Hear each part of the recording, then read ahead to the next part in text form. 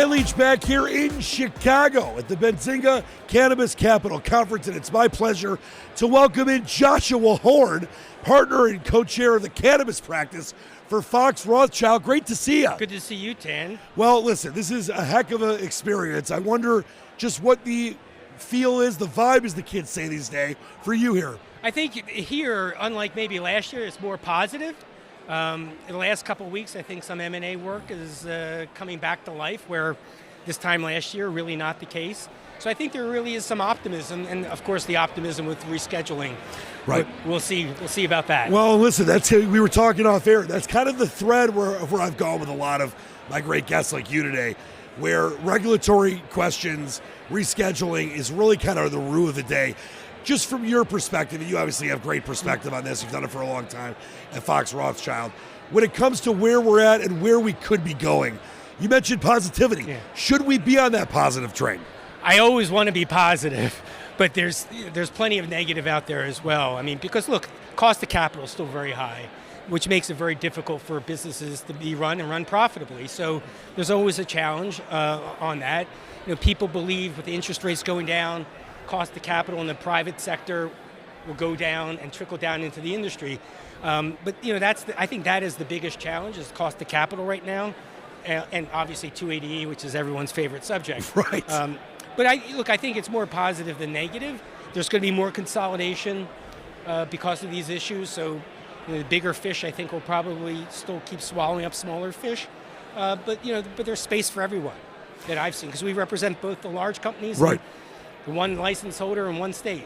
What do you think right now is the biggest pitfall, or the biggest kind of thing that is holding back the industry as a whole, that maybe you are, like we said, maybe you're seeing a positive thing that can get through to that, or maybe it's going to take some time for certain things to kind of pan out the way they need to? What do you think the biggest pitfall is right now? I think one of the challenges, is expansion for the sake of expansion. I think that presents pitfalls for anyone who's looking to expand. You have to be, I think, more measured, again, because of the difficulty of cost of capital. I think you have to be more measured on what you're doing, because there's greater exposure. If you're in 15 states as opposed to one, obviously you got a lot more to deal with. And then you're dealing with 15 different regulators, which may run from the gamut of very friendly to real SOB. and there's a lot of in between. Always a wide range, right? Always a wide, and unfortunately a lot of them are going more to the SOB side. And it's hard to say why, other than the maturity of the market. Sure. It's not the shiny nickel anymore, so they're going to take a harder look at people.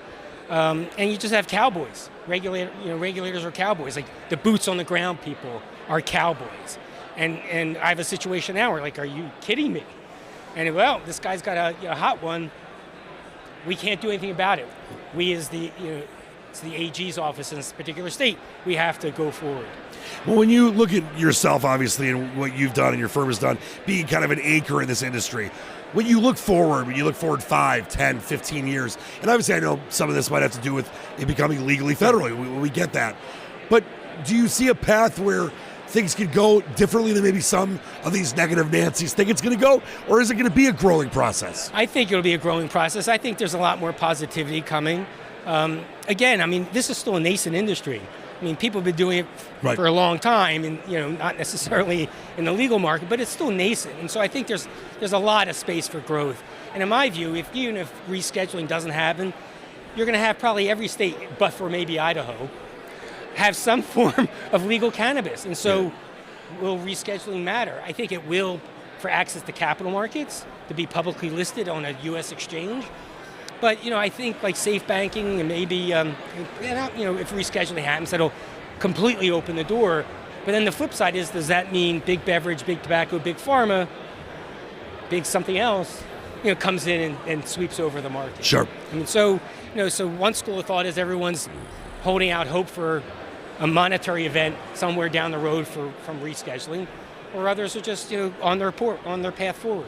And then you got Idaho with their potatoes. Let them have it, I guess. Right. God forbid you try to drive through Idaho with hemp.